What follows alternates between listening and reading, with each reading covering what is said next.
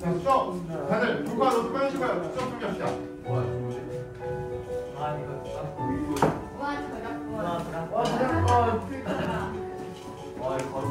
자, 오늘 13번째 시간. 오늘의 주제는 산업 평형 결과입니다. 산업 평형 결과. 자, 누구 빠졌나요? 157. 자, 같이 한번 볼게요. 같이 한번 보도록 하겠습니다. 아이고. 자, 배우실 중인데, 여러분들 지금 방금 왜 선생님 음악 부르는데 왜 저작권 말했잖아. 왜 저작권 안 걸려? 왠지 알아? 너무 오래돼서. 선이가 시끄럽게 해서. 저작권이 사라져서. 아니요. 이유는요. 이거 작곡한 사람이 컴퓨터야. 네? 컴퓨터가 작곡한 노래야. 음악이야. 와. 이걸 컴퓨터가 어떻게 작곡하냐면요. AI가 그림도 그리는 이게 작곡하는 방법이 내가 찾아봤더니 컴퓨터인데 이런 이미지 팔딱 주면 된대. 주면은 컴퓨터가 이 이미지에 어울리는 음악을 찾아내서 이렇게 작곡을 한대요. 사람의 감정이나 이런 걸 어떤 게 극적인가 이런 거 다 조사해 AI가 다 습득한 다음에 이 그림에 맞는 음악을 찾아 끄적으라고 해서 그게 작곡이 되는 거래. 그래서 여러분 우리가 지난 시간에 컴퓨터가 이제 그림도 그리고 이제는 음악까지 하는데요. 이렇게 점점 사람의 영역을 컴퓨터가 AI가 대체하고 있는데 잘 볼게요. 근데 점점 이렇게 컴퓨터의 AI 영역이 커지면 커질수록 사람의 일자리가 어떻게 돼요? 조심해야지. 자, 그래서 선생님 뉴스 한번 제가 볼게요.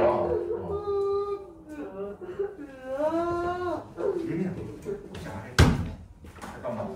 얘들아 잘 봐봐. 지금 보시면 여러분 화물트럭 컨테이너 왔다 갔다 하는데 앞에 뭐가 없어? 차 앞에?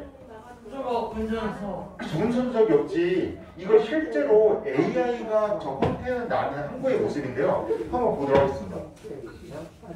실패라고. 컨테이너를 싣고 다니는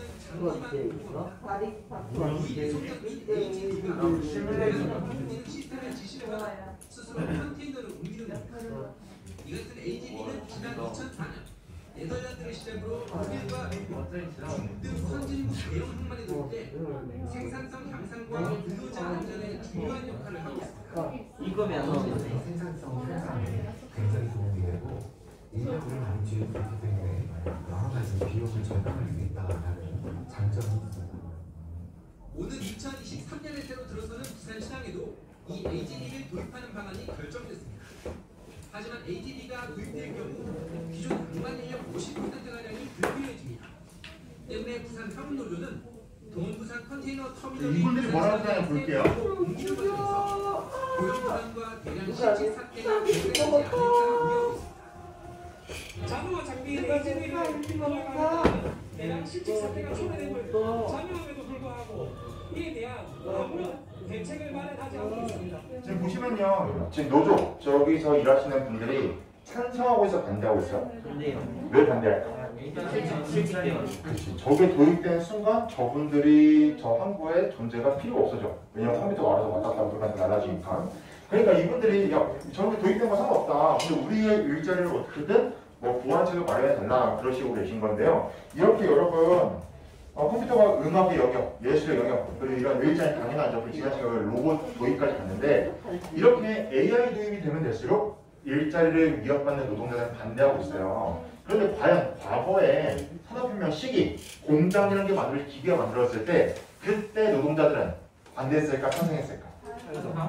자, 어땠을지 오늘 같이 한번 보도록 할 건데요. 자, 우선 산업혁명의 결과 어떤 변화가 있었나? 첫 번째 항목에서 산업혁명으로 인해서 당시의 사람들의 삶이 어떻게 변했는지 생활의 변화부터 한번 살펴볼게요.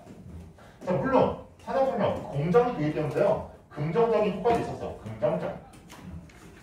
자, 당시에 어떻게 긍정적으로 변했을지 생각해보면요. 여러분 공장이 만들어졌어. 물건이 이제 많이 만들어졌습니다. 이런 옷이 수십백 번 나오게 돼. 1초마다. 자, 그러면 이 옷 가격이 어떻게 됐을까? 맞아요. 당시에 공장이 만들어지면서요. 공장에서 만들어진 물건들의 가격이 엄청나게 다운됩니다. 이러한 기술의 발전, 당시에 공장에서 대량 생산이 가능해지면서요. 이런 기술의 발전, 그리고 상대적으로 경제도 대량 생산이 되면서 매우 기술과 경제가 발전됐고 삶의 질이 풍요로워졌습니다. 그러니까 내가 그전까지 이런 못하다 살려면 막 열심히 되고 오리고 자르고 막 꼬매고 다 했어야 되는데 이제 쉽게 공장에서 대량 생산이 되니까 조금 쌍화기게 누릴 수 있어. 그리고 기술이 점점 발달되면서요. 이런 게 만들어졌습니다. 지금 보시면 왼쪽에 있는 건 뭘까? 예차. 이거는 자동차. 이거는 전화기. 이러한 교통과 통신이 발달되는데요. 교통과. 근데 주말에 깜짝 놀랐어. 카카오가 빛나서. 이 4차 산업혁명 시대에 이게 웬일인가 했는데 한교에 등대가 됐잖아요, 카카오가. 서버를 한 곳에 다 줄 줄이야. 그래서 이 교통과 통신의 발달 이렇게 여러분 생각해봐. 카카오 불다스가 우리가 잠깐 불편했잖아요, 그렇죠? 이렇게 얘들이 그러한 편리함, 우리가 어떻게 보면 카카오가 없던 시절을 생각해 보면은 정말 불편했겠구나 이렇게 느낄 수도 있죠. 옛날에는 SNS가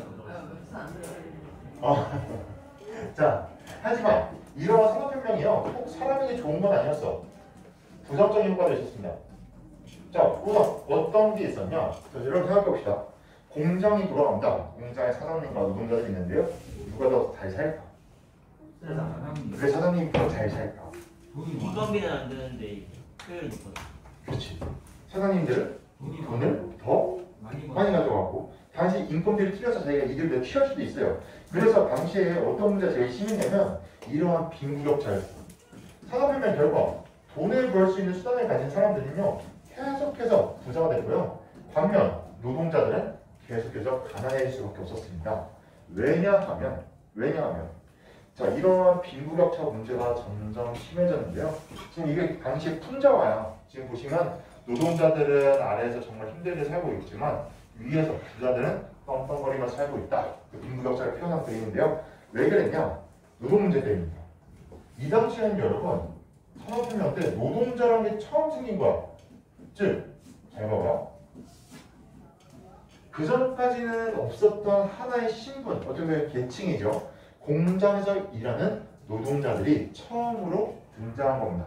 자, 그러면 이들을 위한 법이나 보호적 제도가 온전하지가 않아. 여러분 나중에 아르바이트를 했어. 1시간 일했어. 9,600 얼마를 받지? 그걸 무슨 제도로 하지? 최저시급제도, 최저임금제도. 이 당시에 그런 게 있었을까요? 없었어. 지금 여러분 일주일에 주 몇 시간 일할 수 있게 나가졌는데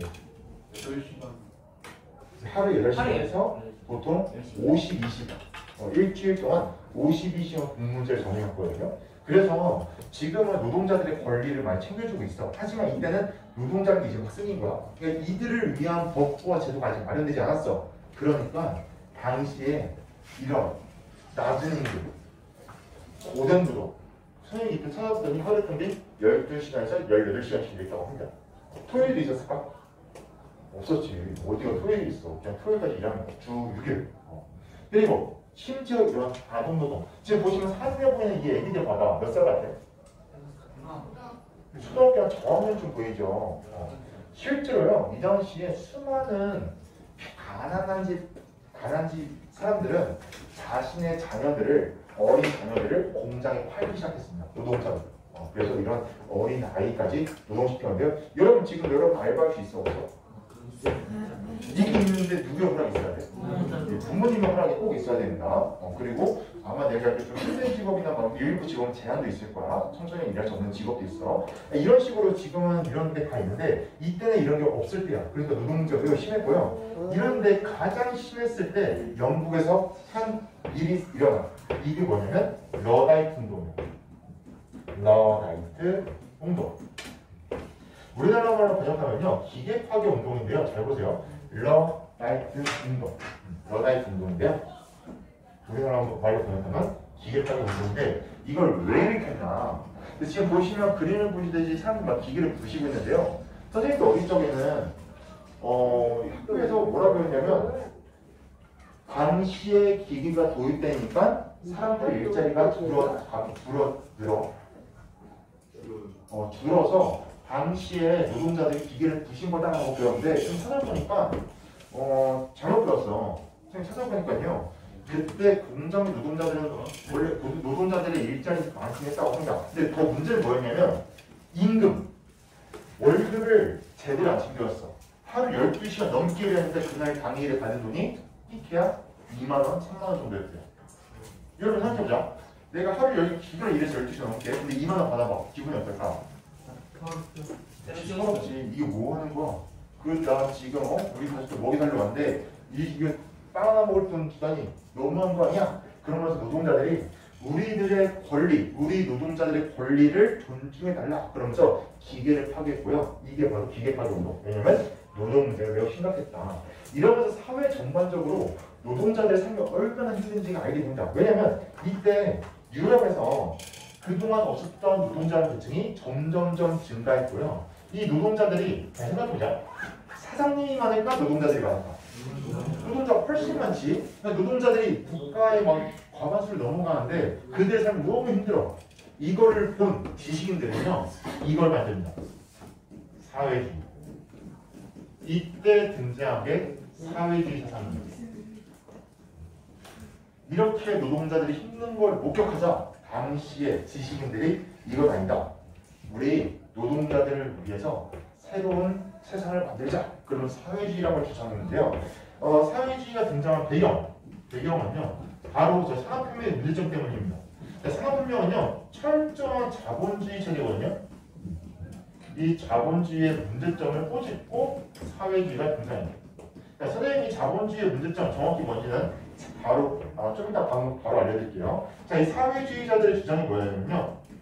사장님도 노동자도 모두 어떤 나라를 만들자? 살기 좋은. 맞아. 우리는 평등한 사장님이든 노동자든 우리는 평등한 사회로 원한다. 이게 사회주의. 당시의 사회주의 사상은 자본주의의 문제점들에 등장했고 이들은 평등한 사회, 노동자도 행복하고 사장님도 행복한 그런 나라를 만들자라고 했는데 자, 지금부터 선생님이 여러분이랑 활동지를 나와야 될 거고요. 이거는 끝나고 선생님 더 듣도록 할게요. 그래서 잘한 친구는 그 생활기록을 받는다 할 건데 근데 무엇보다도 선생님이 이거 나눠주는 이유는 우리가 지금까지 이건 사회주의고 우리가 지금까지 프랑스 혁명 이후로 엄청나게 많은 사상들을 배웠어요. 이런 거 자유주의, 민주주의, 민족주의, 사회주의, 자본주의 그리고 더 나아가 이제 공산주의까지 선생님이 언급을 해야 되는데 잠깐 이 사상들의 무슨 뜻인지 그걸 좀 약간 배우고 넘어갈 시간 가지도록 할게요. 가지도록. 자, 받으시면요. 학번 이름 쓰시면 받으신 학번 이름 써주시고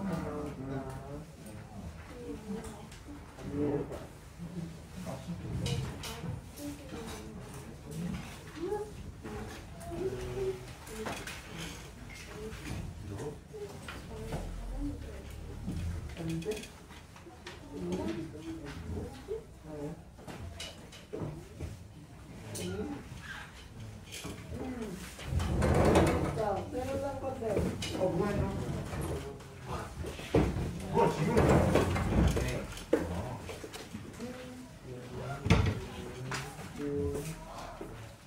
자, 지금 이거 활동지 받으시고요. 학번 이름 적으세요. 학번 이름 적으시면 되고요.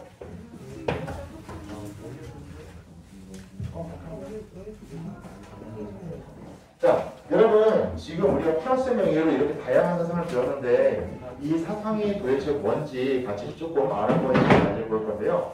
여러분 한참 부족해? 여러분 지금부터 여러분 활동지 한번 보시고요. 자, 첫 번째 문제입니다. 다음 여러 가지 사상 중 친해질 수 있는 사상들끼리 선생님이 선을 그어보세요라고 했는데요. 자, 여러분 지금부터 한번 여러분이 정답 없어요. 이거 정답이 없습니다. 실제 정답이 없는 문제예요. 여러분이 봤을 때 느낌상 뭔가 내가 이게 정확히 이게 뭔지는 모르지만 느낌상 얘들끼리 좀 친하게 지낼 수 있을 것 같다는 거 손 한번 꺼보세요. 느낌상 쟤들끼리 좀 친하게 지낼 수 있다.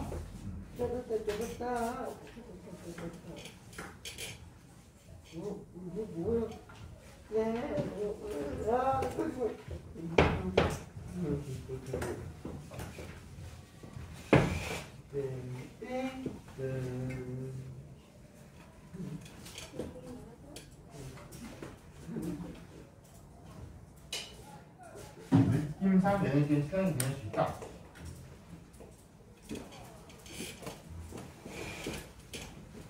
지금 보면은 자유주의가 있고, 그 다음에 자본주의가 있고, 그 다음에 민주주의가 있고, 사회주의가 있고, 공산주의가 있는데. 자, 여러분, 지금부터 선생님이 민주주의가 뭔지, 사회주의가 뭔지, 공산주의가 뭔지 막 이런 걸 좀 알려주려고 합니다. 왜냐하면은 우리가 이 이후의 역사에 이러한 다양한 사상이 나오고요. 실제로 지금도 저런 사상이 있을까 없을까? 있죠. 우리나라 자본주의 사회가 있고 또 민주주의 그걸로 하고. 자, 그런데 여러분 저걸 알아야만 21세기 역사를 알 수 있고요. 최근에 일어나고 있는 러시아, 우크라이나 갈등 그리고 지금 대만이나 중국도 지금 매우 사이가 안 좋은데 왜 얘들끼리 이렇게 사이가 안 좋은지를 오늘 수업을 좀 여러분이 이해를 하시면 알 수 있고요. 여러분 저희 학습지 주제가 뭐야? 상식 넓히기잖아요. 상식이 뭐냐면 사람이랑 당연히 갖춰야 될 지식인데요. 여러분이 이게 차이점을 좀 아셔야 나중에 여러분이 선거할 때도 이 사람은 어떤 지위를 믿고 있구나, 이쪽은 어떤 정책을 펼치고 있구나, 거기에 따라 여러분이 생각하는 입장에 따라 또 올바른 정치인을 뽑을 수 있다, 개인적으로. 자, 그러면 같이 한번 이 사상들의 차이점 한번 알아보기 전에 일단 가장 가운데 있는 민주주의부터 한번 알아봅시다. 민주주의. 여러분, 민주주의가 뭐였지? 맞아. 국민에게 뭐가 있다? 주권. 국가의 주된 권력이 국민에게 있어서 국민이 직접 정치에 참여하고 국민이 직접 나라를 운영한다. 그런데 여러분 하나하나가 다 직접 운영할 수 없으니까 우리는 보통 우리의 대표를 뽑죠. 그게 대통령, 국회의원, 시장 등 이런 사람들인데요. 자, 그럼 선생님 문제 내볼게요. 민주주의의 반대는 뭘까요? 선생님이 이 질문하면 거의 대다수의 분들이 공산주의요 또는 사회주의요라고 하는데요. 선생님 그럼 문제 내볼게요. 공산주의의 반대는 뭘까요? 공산주의 하면 떠오르는 나라. 그래서 중국, 러시아, 북한. 자, 그럼 생각해보자. 이런 북한의 정식 명칭 뭔지 알아요? 맞아. 북한의 정식 명칭은요. 조선 민주주의 인민공화국. 거기 민주주의가 아니야. 그치, 민주주의 아닌데 나라 이름이 어때? 민주주의래. 근데 거기 공산주의 아니야? 공산주의야. 근데 봐봐. 이름은 민주주의인데 공산주의네? 그럼 자, 생각해보자. 민주주의의 반대가 공산주의면 공산주의 국가가 민주주의 실직할 수 있어? 아니요. 아니야. 근데 북한은요. 민주주의라고 주장을 해. 공산주의면서. 하지만 실질적으로 솔직히 민주주의는 아닙니다. 왜냐? 이게 그 사례야. 자, 북한도 민주주의입니다. 당연히 민주주의의 꽃, 민주주의의 대표하는 그 제도가 뭐가 있을까? 선거인데 북한도 선거 없답니다. 근데 지금 봐봐. 이건 우리는 북한 투표 포스터고요. 이건 우리나라 투표야, 포스터야, 투표. 차이점. 인물이 된다. 맞아. 모두 다 무슨 투표하자? 이게 민주주의입니까? 아니지. 민주주의는 자신의 뜻을 투표로 표현하는 거잖아. 내가 좋든 싫든. 근데 북한은 다 차단 투표지. 실제로 여러분 북한 투표할 때 어떻게 하냐? 뭐 다양한 방법도 있지만 대표적으로 국회에서 김정은 딱 나와서 동무들 찬성하겠습니다. 안 하면 이거 뭐 수첩 같은 거 드는 거 있거든요. 자, 동무들 찬성하시면 수첩을 드시라. 옥당을 딱 들어. 안 되면 어떻게 되게? 죽어요. 어디가 사라질 거야. 즉 여기는요 민주주의가 아니라 독재입니다. 즉 개인의 권력, 국가의 권력이 지금 누구한테 지금 다 있는 거야. 맞아. 그 대표한테 있는 거야. 김정한테 있는 거야. 이거는 민주주의에 갈 때는 독재입니다. 그러면 선생님 민주주의랑 공산주의 연결될 수 있는 건가요? 네, 가능합니다. 사회주의랑 민주주의 연결될 수 있고요. 자유주의, 민주주의 다 연결됩니다. 왜냐하면 민주주의는 정치적 체제야. 국민에게 주권을 주면 이건 다 민주주의입니다. 하지만 사회주의, 공산주의, 자유주의, 자본주의는 약간 경제 쪽에 가까운 개념입니다. 물론 정치적으로 볼 수 있지만 경제 쪽이긴 해요. 자, 그럼 지금부터 선생님 차례차례 한번 말해줄게요. 자, 나머지 사상 도대체 뭔가? 자, 우선요 자유주의부터 한번 알아보겠습니다. 여러분 자유주의는 우리가 배웠어. 프랑스 때 당시의 프랑스 시민들이 의심사를 죽이고 우리에게도 뭐가 있다? 자유가 있다. 왕이 모든 권력을 갖지 말고 우리 국민의 자유가 있다. 이 자유는요, 행복 추구권, 재산을 가질 수 있다. 재산의 자유, 마지막이 생명의 자유였어. 이러한 자유주의를 외치면서 국가의 권력 국민들이 가져왔고 자유를 쟁취합니다.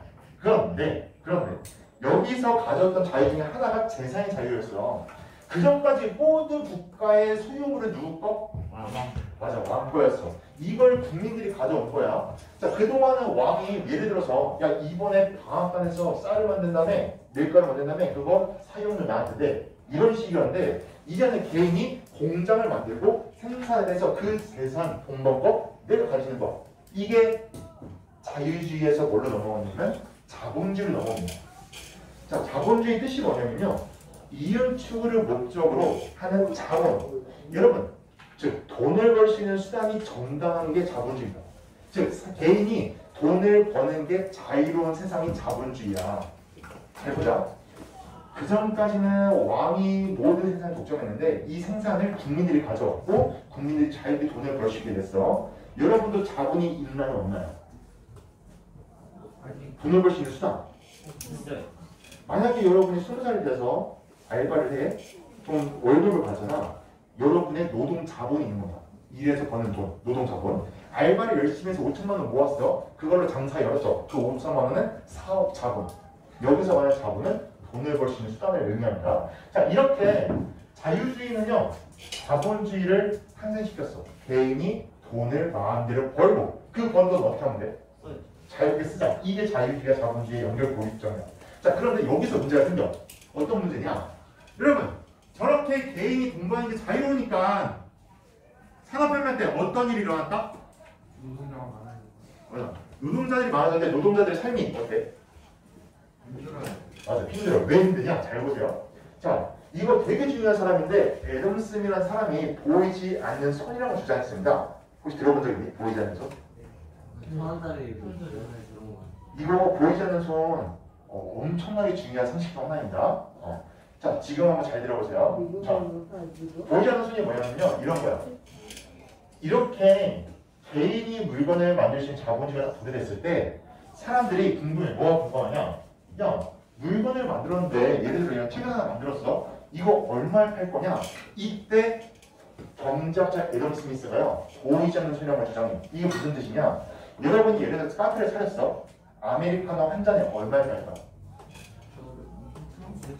1,500원? 2,000원? 1,600원?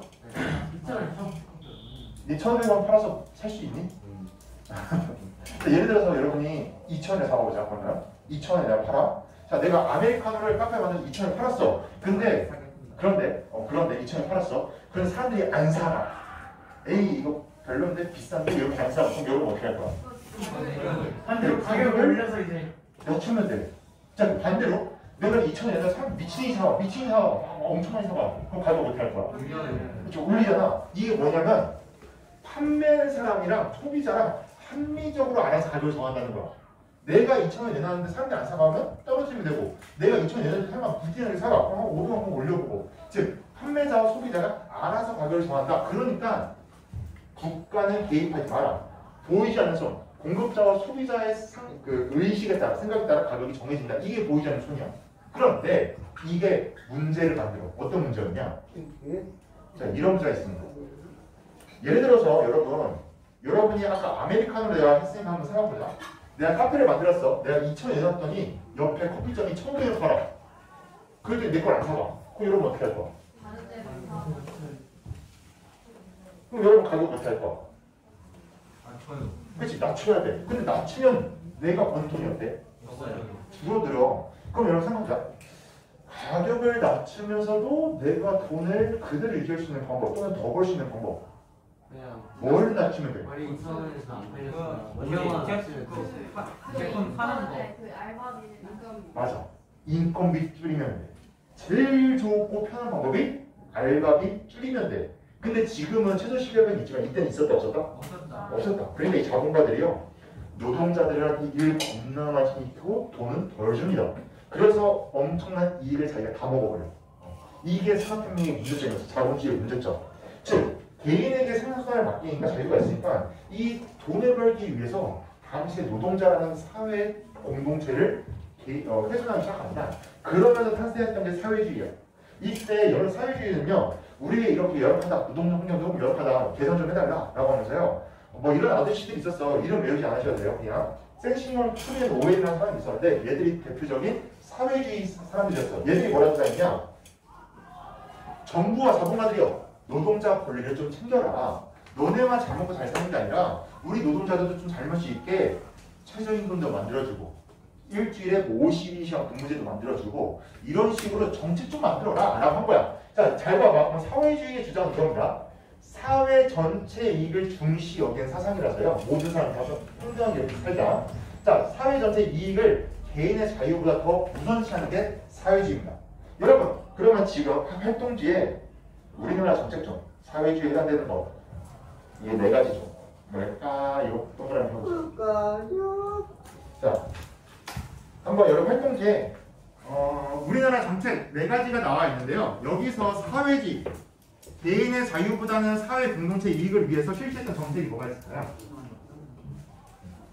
여기서 사회주의 사상에 해당되는 거 한번 동그라미 펴보세요. 한번. 코로나 재난지원금, 국민연금, 사업자 신고제도, 의료보험제도가 있는데 여기서 여러분 생각했을 때 국가 경제에 개입해서 사회 공동의 이익을 중시한 사업, 정책 뭐가 있을까요?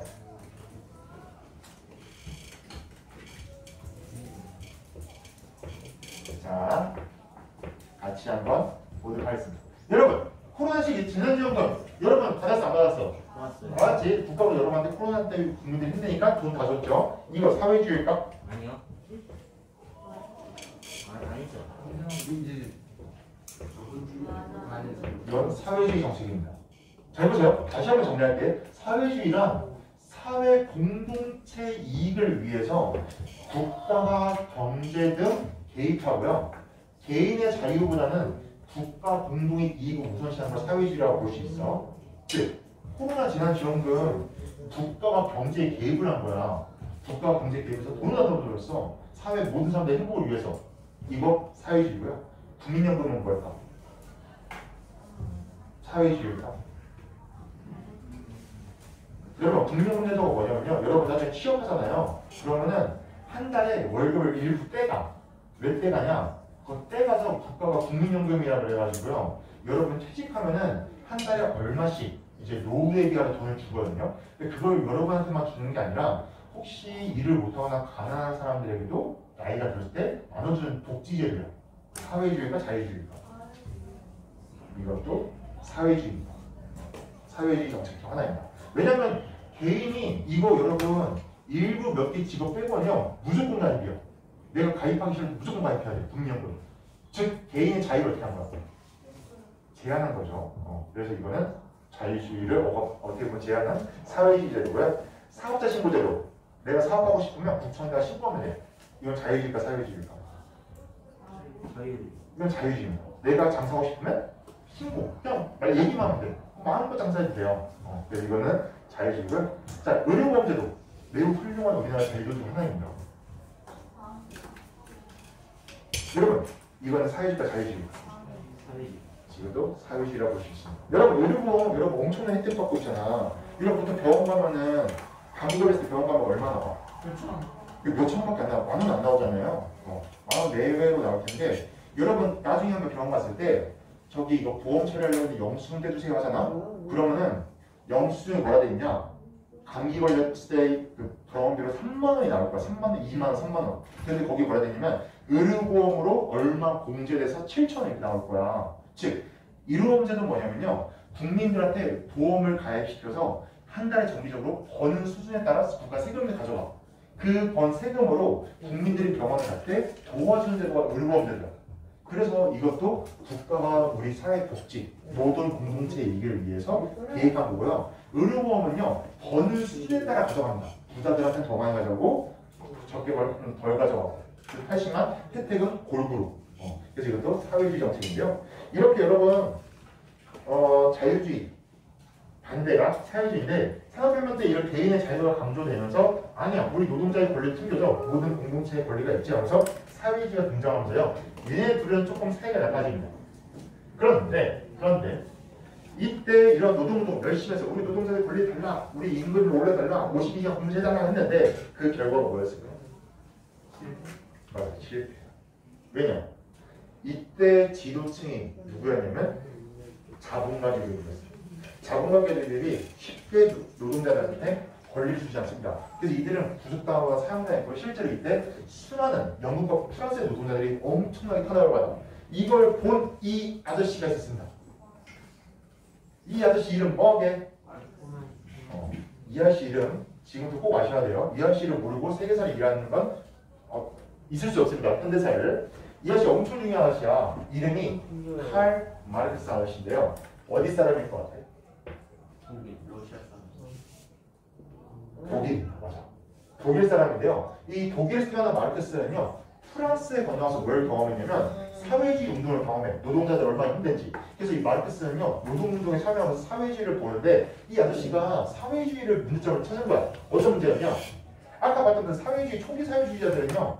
국가가 정부가 도와달라 이렇게 시위하거나 노동도하는 형식으로 운동이 됐거든요. 근데 이 아저씨는 사회주의를 하려면 호소가 아니라 제도가 필요해. 즉 국가가 국민들, 노동자들을 위한 철저한 제도가 필요하다라고 주장하는 이 아저씨야. 이 아저씨는 뭘 주장했냐?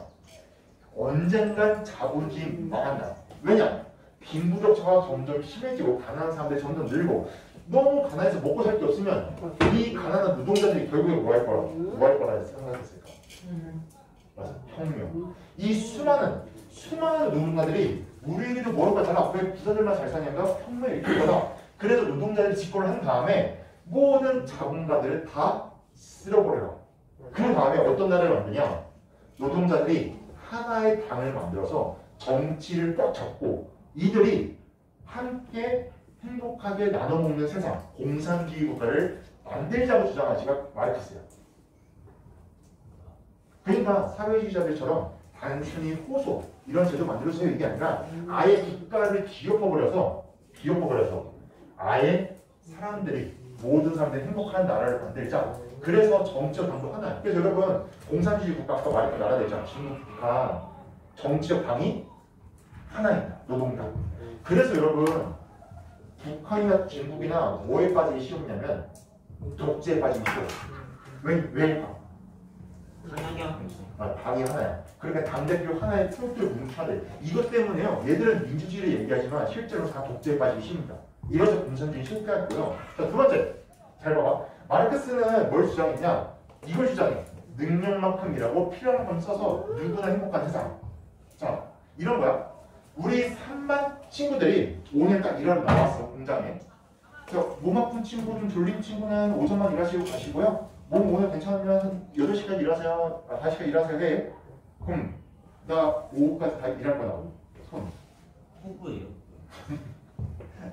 자, 그리고 딱 일이 끝났어. 그럼 그날 5시 딱 그런 거야. 자, 여러분 오늘 수고했습니다. 여러분 저 여기 1억 딱 올려놔. 오늘 여러분 다 일해서 1억을 벌었습니다. 1억 딱 올려놓고 이렇게 1억 딱 올려놓고 자, 여러분 1억 딱 올려놓고 필요한 만큼 가져가세요 하면 여러분 얼마가 돼요? 1억. 자, 여러분 지금 한번 생각해봤는데 여러분은 공산주의가 가능하다, 불가능하다 체크하고 자기 생각 한번 써보세요. 이게 공산주의예요. 마르크스가 주장하면요. 원하는 만큼 일하고 원하는 만큼 가져가라. 이게 마르크스가 주장한 공산주의거든요. 과연 가능할까요? 불가능할까요? 왜냐하면 한번 자기 생각 써보세요. 이게 가능할지 불가능할지 여러분 생각 한번 써보시고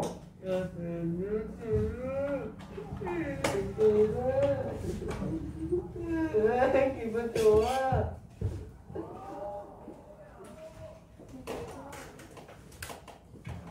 파이트 있는 사람. 자, 자기 생각 써보시고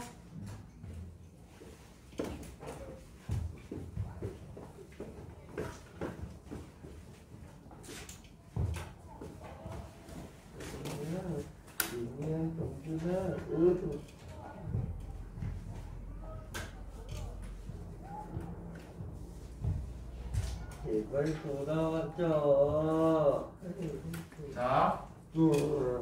자 여기 일경 혹시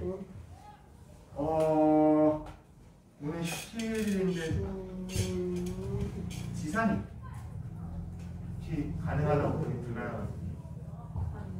가능? 왜?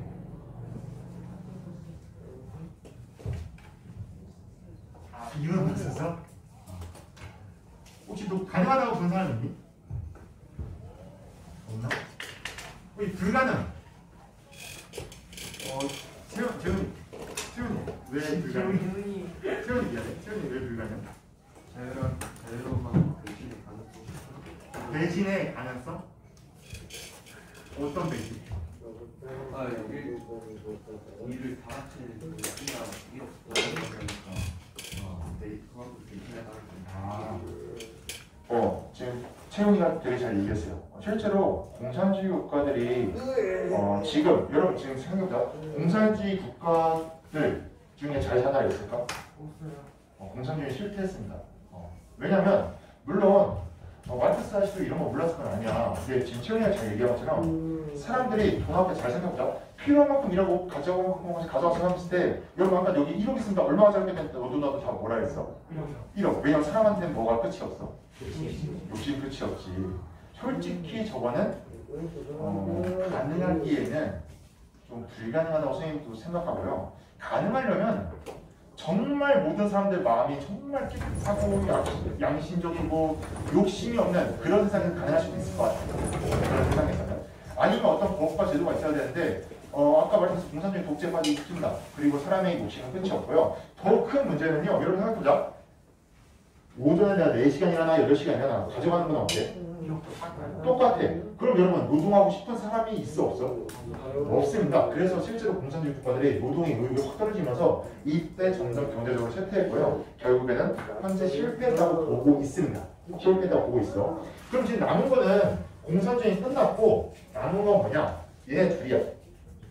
자 보세요. 민주주의는 국민의 주권인 경제체제, 정치체제고요. 자본주의는 국민에게 돈을 버는 수단이 있는 걸 자본주의라 그래. 지금 이건 둘 다 있어. 근데 중요한 건 이거야. 사회 공동체를 중재한 사회주의가 남았고요.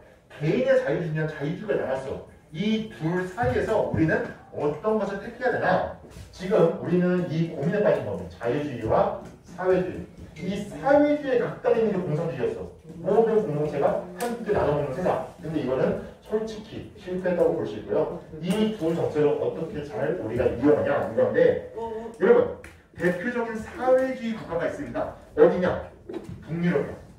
북유럽은요 사회민주주의의 대표적인 국가들인데요. 여기 노르웨이, 스웨덴, 덴마크 이런 나라인데 여기 세금을 보시면요 덴마크 같은 경우에는 세금이 45.9%대입니다. 내가 100만 원 벌면 45만 원대가 세금의 절반 가까이. 매우 많이. 엄청 많이 떼가. 지금 북유럽 국가들의 특징이 뭐냐면요. 세금 100만 원 벌면 기본적으로 43%, 45% 이상 떼갑니다. 하지만 떼가는 만큼 어떻게 하게? 돌려줘. 북유럽은요. 대학까지 공짜고 의료보제도도 있고 육아휴직, 병휴직도 엄청 잘 되어 있고요. 나이가 들어서 일을 보면 국가가 책임져야 됩니다. 그래서 여러분 실제로 전 세계에서 가장 행복한 나라들 순위가 어디냐? 노르웨이, 스위스, 덴마크 이런 나라들인데 얘네들 북유럽 국가들이 행복한 국가지수 거의 5위 안에 다 들어갑니다. 왜냐면 국민들이 걱정할 필요가 없어. 돈이 없어서 굶어 죽고요. 국가가 해주고요. 대신에 그만큼 세금 어떻게 한다? 많이 간다. 떼간다. 개인의 자유를 제한하는 만큼 사회가 책임져 주는 것. 이게 북유럽이고요. 그럼 자유민주주의 국가 대표된 나라 어디 있을까? 미국. 맞아. 미국입니다. 이 미국은요. 이거 주식인데 이게 뭐냐면 상한가제도라 그래서 대표적인 사례인데요. 우리나라는 사람들이 딱 주식을 너무 팍 올라가 너무 낮아지면 안 되니까 30% 그날 가격의 30%를 다 제한해버려요. 하지만 미국은 그딴 거 없습니다. 돈이 오르면 무한대로 오르고 떨어지면 무한대로 떨어져. 이게 미국 주식의 위험성인데 즉 국가가 경제에 개입하지 않습니다. 자유민주주의라고 그래. 대표적인 자본주의의 끝판왕, 자유주의의 끝판왕이 이진했는데요. 미국은 돈 번 만큼 마음껏 써. 그만큼 서비스를 주는 나라야. 개인에게. 자, 디즈니랜드에 가시면요. VIP 투어가 있습니다. 이걸 하면요. 하루 종일 그 버틀러라고 해서 직원 여러분을 도와줘. 하루 종일 따라다니면서. 그리고 놀이기구 탈 때 줄 안 서도 됩니다. VIP 라인이 따로 있어서요. VIP는 글로 다니는 거예요. 그리고 놀이기구도요. 원하는 자리에 앉을 수 있어요. 이 기타 등등 엄청난 많은 혜택이 있는데요. 이 VIP 투어. 얼마나 될까? 10만 원? 15만 원? 저 입장료도 엄청 100만 원 하지 않았어요? 입장료가 얼마냐면 찾아봤는데 현재 700만 원이라고. 와. 그러니까 돈 있으면 그만큼 뭘 해주는 거? 서비스. 서비스. 이게 미국의 자유자본주의의 체제죠.